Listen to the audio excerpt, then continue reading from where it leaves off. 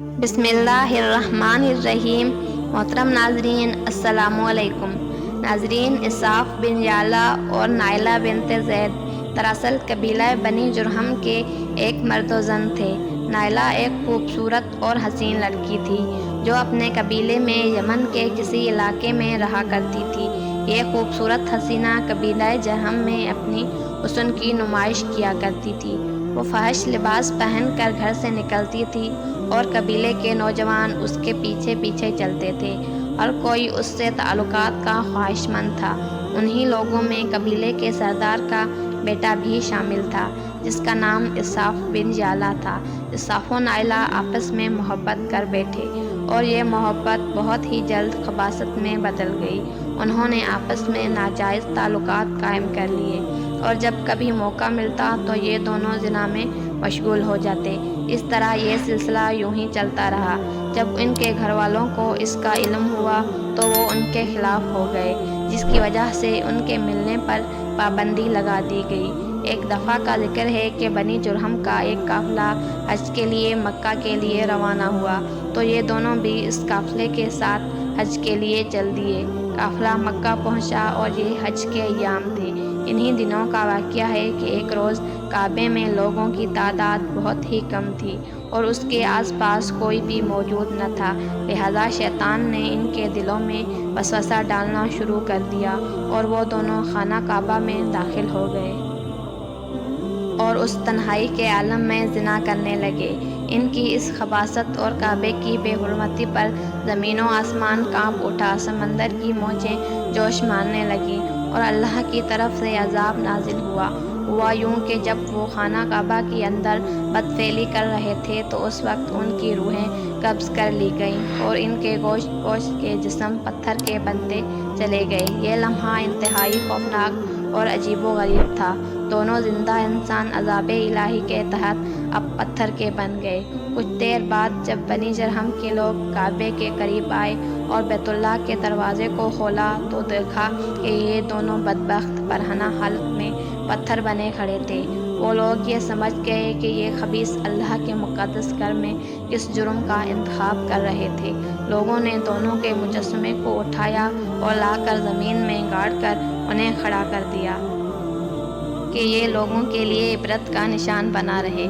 कुछ दिन गुजरने के बाद इसाफ के बुत को उठाकर कोहे सफ़ा के मकाम पर रख दिया और नाइला के बुत को उठाकर कोहे मरवा के मकाम पर रख दिया। सफ़ा मरवा दरअसल दो पहाड़ी हैं जो हरम काबा के बिल्कुल करीब हैं। इन्हीं दो पहाड़ी पर चढ़कर और चक्कर लगाकर बीबी हाजरा अलैहिस्सलाम ने उस वक्त पानी की तलाश की थी जब हज़रत इस्माईल अलैहिस्सलाम शेरख्वार बच्चे थे और प्यास की शिद्दत से बेकरार हो गए थे। इसलिए ज़माना कदीम से ही ये दोनों पहाड़ियाँ बहुत मुक़द्दस मानी जाती हैं और हाजी उन पर चढ़कर और बड़े एहतराम व अक़ीदत के साथ तवाफ़ किया करते हैं। जब इसाफ और नाइला के बुत को सफ़ा मरवा की पहाड़ियों पर रखा गया तो उनकी सज़ा ये तजवीज़ की गई कि जो शख्स भी सफ़ा मरवा पर जाए तो इन दोनों बुतों को एक एक जूता मारे। एक दो नस्लों तक तो ये अमल जारी रहा। फिर लोगों ने उन्हें जूतों की बजाय थप्पड़ मारना शुरू कर दिए और कुछ नस्लों के बाद लोग सिर्फ उन्हें हाथ लगाया करते थे। इस तरह वक्त गुजरने के साथ साथ लोगों ने उनसे इबरत हासिल करना कम किया और उनकी ताज़ीम ज़्यादा करने लगे। यहाँ तक कि एक वक्त ऐसा आया कि अरबों ने जाहिलियत के बिना पर इनको मोहब्बत की अलामत करार देना शुरू कर दिया और कबीलों में इन दोनों की इश्क की दास्तान को फ़ख्र से बयान किया जाने लगा और ये मोहब्बत के देवी और देवता करार पाए। 5वीं सदी तक इसाफ और नाइला के इस बुत को अरबों के बड़े बुतों में शुमार किया जाता था जिनके आगे लोग सजदा किया करते थे और कुर्बानी भी चढ़ाते थे। हज़रत ज़ैद बिन हारिस रज़ियल्लाहु ताला अन्हु बयान करते हैं कि जाहिलियत में जब मुशरिकीन मक्का बैतुल्लाह का तवाफ़ करते थे तो इसाफ और नाइला के इस बुत को छूते थे। मैं एक दफ़ा रसूलुल्लाह सल्लल्लाहु अलैहि वसल्लम के साथ बैतुल्लाह का तवाफ़ कर रहा था। लिहाजा जब उन बुतों के पास से गुज़रा तो मैंने उनको छुआ।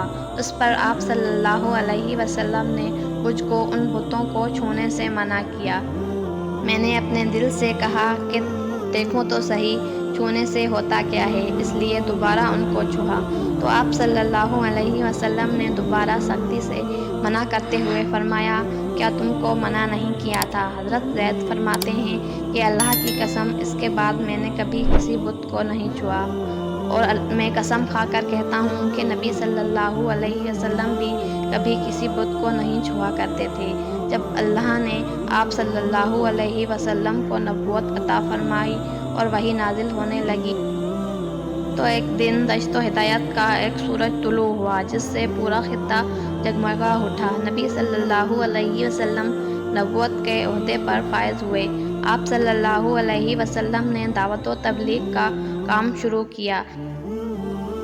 10 ہجری میں جب اللہ نے عرب میں اسلام کو غالب کیا اور جب نبی صلی اللہ علیہ وسلم نے مکہ فتح کیا تو آپ صلی اللہ علیہ وسلم فتح کے بعد حرم شریف میں داخل ہوئے اور آپ نے تمام چھوٹے بڑے بتوں کو توڑ ڈالا، اور آپ بت توڑتے گئے اور فرماتے گئے کہ حق آ گیا اور باطل مٹ گیا، بے شک باطل مٹنے کے لیے ہی تھا۔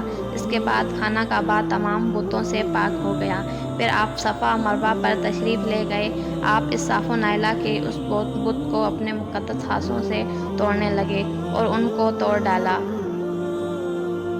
امید ہے کہ آپ کو ہماری یہ ویڈیو پسند آئی ہوگی۔ ویڈیو پسند آئی ہو تو ویڈیو کو لائک کریں اور اسی طرح کی مزید ویڈیوز دیکھنے کے لیے ہمارا چینل سبسکرائب کر لیں۔